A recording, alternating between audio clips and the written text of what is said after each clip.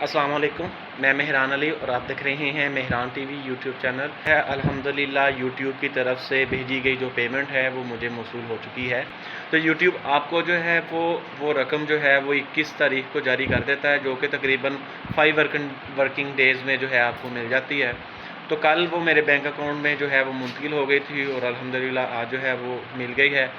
और आज हम जो है पेमेंट की सेलिब्रेशन करते हैं। सबसे पहले जो है ना, आप जो भी अर्निंग करते हो उसे अपने ऊपर इन्वेस्ट किया करें, ताकि आप खुद को उस चीज़ का क्रेडिट जो है वो दे सको। तो आज फिर थोड़ा-सा खुद पे खर्च करते हैं। मुझे खाने-पीने की चीज़ों का शौक़ है, कुछ खाते-पीते हैं, देखते हैं किस तरीके से। तो चलें आए।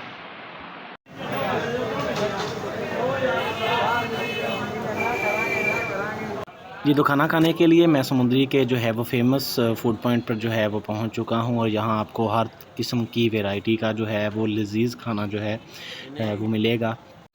ये बिरयानी मुझे बहुत ज़्यादा पसंद है। ये ऑर्डर की थी। रशियन सैलड है, उसके साथ जो है वो मैकरोनी सैलड है, फिर चिकन टिक्का बोटी है, उसके साथ जो है वो फ्राइड जो है वो रोस्ट चिकन है, सलाद है, रायता है, ये सारी चीज़ें हैं। और अब मैं जो है वो मज़े लेकर खाऊँगा।